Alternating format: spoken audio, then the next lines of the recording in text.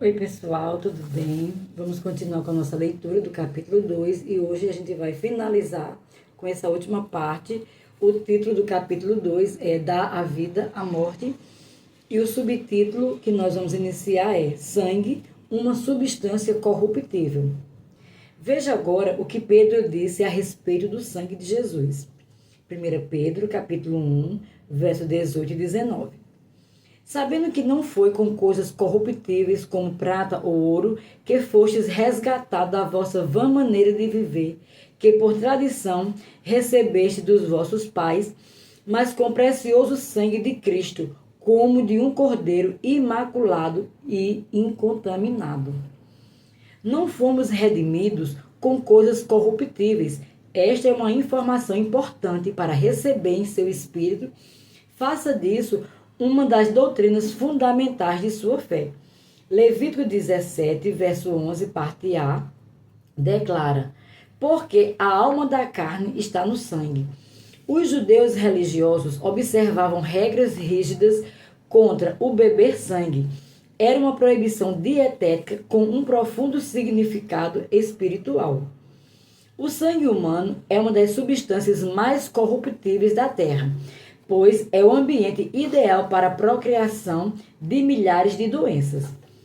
Quando estava conversando com meu amigo que dirigia o banco de sangue, eu lhe perguntei: se você pegasse o sangue humano e o colocasse em um recipiente aberto, sem refrigeração ou preservativos, quanto tempo levaria para estragar? Sem hesitar, ele respondeu: o sangue começa a se estragar imediatamente. Quando o sangue não é corretamente manipulado, não pode ser usado em uma transfusão, porque ele já está contaminado. O sangue começa a se decompor quase que imediatamente após ter sido vertido. Os germes são atraídos para ele. Novamente, não fomos redimidos com coisas corruptíveis, fomos redimidos com o sangue incorruptível de Jesus. É importante que você entenda esse conceito. O sangue de Jesus era e é incorruptível, mas o comum é extremamente corruptível. Os sacerdotes judeus conheciam a natureza corruptível do sangue. Imagine o odor que devia ficar no tabernáculo durante o tempo dos sacrifícios. Francamente, nossa tradição judaica cristã é sanguinária e não era uma visão bonita. O antigo templo devia ter um cheiro desagradável de incontáveis bois, cabras, ovelhas e pombos que eram sacrificados diante do altar. Os sacerdotes cortavam as gargantas dos animais usados para o sacrifício e o sangue jorrava livremente. Sem sombra de dúvidas, o sangue derramado atraía moscas. O templo devia ser impregnado do odor putrido de morte.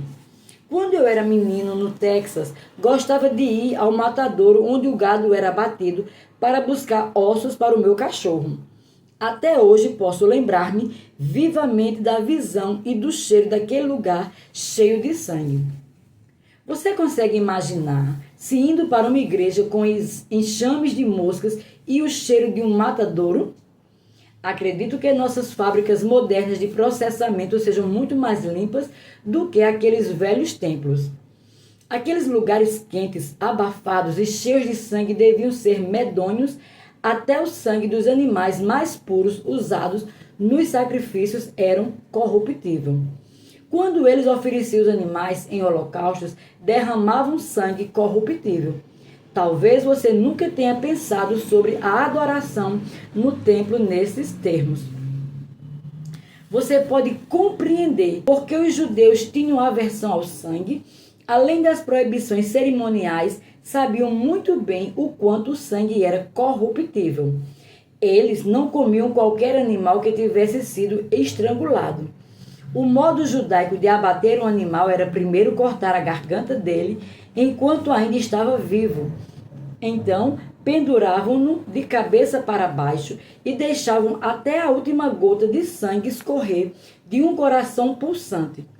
Caso contrário, seu sangue estragado contaminaria a carne. Em um nível prático, Cozinha-se a carne antes de comê-la para esterilizar o sangue. O povo antigo secava e salgava a carne para preservá-la. Ao desidratar a carne, retira-se o sangue, evitando que ela se estrague. Sem refrigeração, a carne fresca se deteriora porque contém sangue corruptível. Da mesma maneira, os agentes funerários retiram sangue do corpo mortos e o substituem por uma substância líquida de embalsamento, de forma que o corpo não se decomponha antes do enterro. Em certos lugares da América do Sul, onde não é possível esse processo, a lei exige que o morto seja enterrado dentro de 5 horas. Caso contrário, o corpo começa a se deteriorar e produzir doença contagiosa. Subtítulo: O sangue incorruptível de Jesus. Agora, você já sabe por que os judeus ficaram horrorizados quando Jesus se levantou no meio de uma multidão durante a Páscoa, a festa dos judeus, e disse: na verdade vos digo que se não comerdes a carne do Filho do Homem e não beberdes o seu sangue, não tereis vida em vós mesmos. João 6:53. Beber o sangue? Que horror! Isso era mais que uma afronta. Para a mente dos judeus era assustador e repugnante. Eles acusaram Jesus de blasfêmia e possessão demoníaca. Ele não poderia ter dito algo que os ofendesse mais profundamente. Esse foi o fim da popularidade de Jesus. Antes de começar a falar do seu sangue, multidões seguiam-no e tentavam tocá-lo. Naquele momento, porém, somente um pequeno número permaneceu fiel. Eles não entenderam que Jesus estava dizendo que havia vida divina em seu sangue. Ele era o maná que desceu do céu, o pão vivo. João 6:47-51. Ele era e é a vida.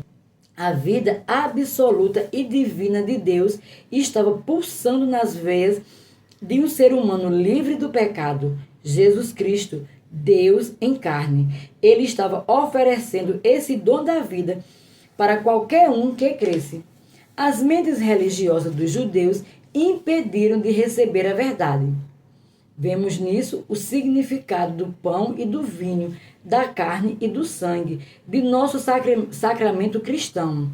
Agora podemos começar a compreender o poder do discurso de Pedro logo após o Pentecostes. Lembre-se de que foi o primeiro sermão dado depois da ressurreição. Suas palavras foram direcionadas aos judeus e era um salmo messiânico conhecido. Atos 2, versos 26 e 27 diz: Por isso se alegrou meu coração, e a minha língua exultou, e ainda a minha carne há de repousar em esperança. Pois não deixarás a minha alma no Hades, nem permitirás que o teu santo veja a corrupção. Nenhuma corrupção na carne do Messias teve um grande significado para os judeus. 3.000 judeus foram imediatamente salvos ao ouvir isso. Atos 2:41. Igualmente, em Atos 13:35, Paulo pregou para os judeus em Antioquia com o mesmo argumento, dizendo: pelo que também em outro salmo diz: não permitirás que o teu santo, Cristo, veja corrupção. A Bíblia ampliada chama isso de purificação e decomposição no sepulcro. Deus não permitiria que seu santo sofresse a putrefação e a decomposição no sepulcro. Esse é o argumento mais convincente de que Jesus era o Messias. Ele não tinha o sangue adâmico corruptível. Depois da morte de Cristo, seu corpo não se decompôs.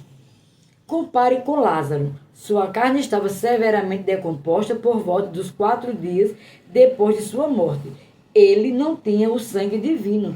Jesus disse aos seus discípulos: Lázaro, o nosso amigo, dorme. Querendo dizer que ele estava morto. João 11, verso 11, parte A. Quando ele chegou mais tarde à casa de Marta e Maria, irmãs de Lázaro, achou que havia 4 dias que estava na sepultura. Verso 17.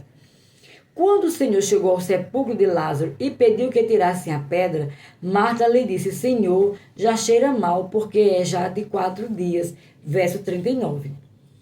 A putrefação e a decomposição normal no sepulcro já havia começado. É o que acontece com a carne quando não é embalsamada, e o embalsamento retarda o processo de putrefação.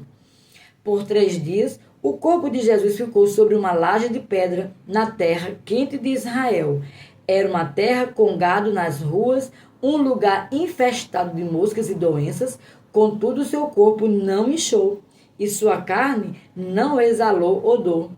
Depois de seu triunfo sobre a morte e o inferno, Jesus voltou para ocupar seu corpo novamente e estava melhor do que quando o deixou. Maria foi ao seu sepulcro e, esperando encontrar um cadáver machucado com várias lesões. Contudo, estava vivo e fisicamente sadio. Esta é a prova irrefutável de que Jesus não tinha pecado ou morte em seu sangue. Subtítulo: A vida de Deus derramada.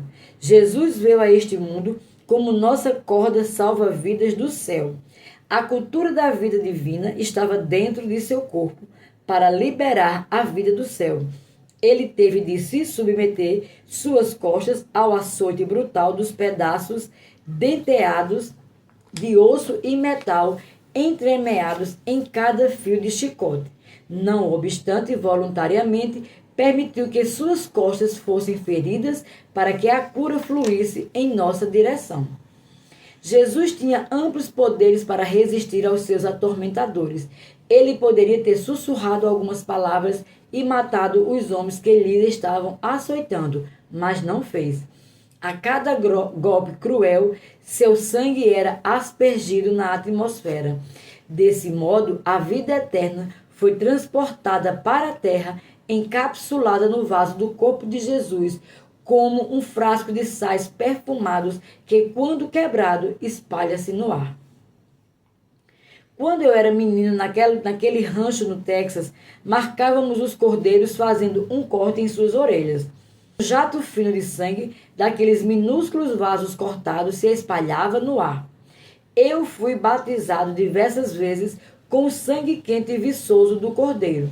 Ao final de cada dia de trabalho, havia sangue salpicado em meu rosto, em meu cabelo e até na minha boca.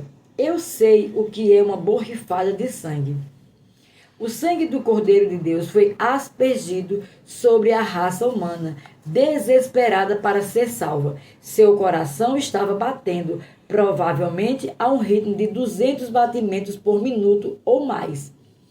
Ele passou mais de 6 horas com suas costas esfoladas, enquanto seu coração pulsando esvaía-se de sua vida preciosa. Marcos capítulo 15, verso 23, 34 ao 37. O sangue doador da vida, com cada batida, passava por seu corpo terrestre. Ele foi aspergido na atmosfera desse planeta e gotejado no pó da terra. Depois do Calvário, a vida eterna passou ao alcance de todos os homens. Deus formou Adão original do pó da terra e soprou vida nele, mas aquela vida se perdeu. Agora, por intermédio do último Adão, aquela mesma vida está de volta nesta terra. Uma parte do sangue de Jesus ainda deve estar por aqui, porque ela é eterna. Certamente ela não foi destruída. Talvez seja, de alguma maneira, dispersa pelo planeta, na atmosfera, no pó e na água. A outra parte, como veremos, cobriu Jesus no inferno e o restante ele levou consigo para o céu quando ascendeu. A vida de Deus é uma substância real, eterna, divina. Não é uma ideia ou um conceito filosófico. Era a vida real e tangível de Deus que Jesus Cristo, o último Adão, tinha pulsado em suas veias, junto às células vermelhas e brancas e outros compostos naturais de seu sangue. Havia uma substância invisível, purificadora, doadora de vida que fluía por ele vindo do trono de Deus. E mostrou-me o rio puro da água da vida, claro, como cristal, que procedia do trono de Deus e do Cordeiro. Apocalipse 22, 1. Aquele rio da vida foi canalizado para este mundo por meio do coração e das veias de Jesus Cristo. Ele ainda está disponível para todo aquele que crê no nome dele e o recebe como Senhor. Você pode receber essa vida, é tão simples quanto o fôlego em Deus aspirando louvor. Jesus é vida. Ele deixou sua vida esvaiar-se dele de forma que pudesse ser infiltrada em você e em mim. Ela é eterna e está aqui agora mesmo para todo aquele que crê em seu coração e confessa com sua boca.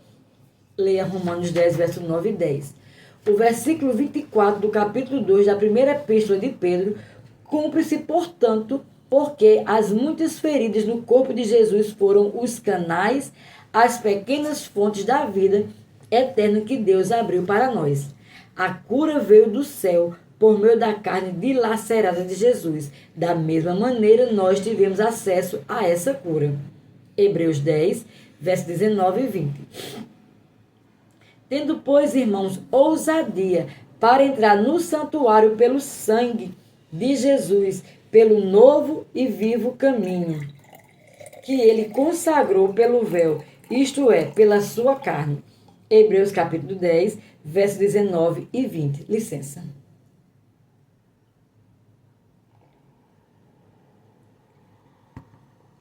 Figurativamente, para chegar a Deus, passamos pelo lado ferido de Jesus, coberto com seu sangue da mesma forma que uma criança passa pelo útero. Quando nascemos de novo, somos batizados no sangue de Jesus. Mais precisamente, a menos que estejamos cobertos com seu sangue, não podemos nascer de novo. 1 Pedro, capítulo 1, verso 18, 19 e 23. O texto de 1 Pedro, capítulo 2, verso 24, se cumpre em nossa vida não somente porque Jesus foi ferido. Não fixe sua atenção nas feridas. O que vem por meio delas é que dá vida. Os ladrões na cruz estavam feridos. Muitas pessoas já se feriram. Eu tenho uma cicatriz enorme em meu flanco, devido a um ferimento que sofri na adolescência. Mas a vida divina não passou para mim quando minha carne foi aberta. Só existe uma fonte de vida eterna: Jesus, o Cordeiro de Deus. E aqui concluímos o capítulo 2. Até o próximo vídeo, em nome de Jesus.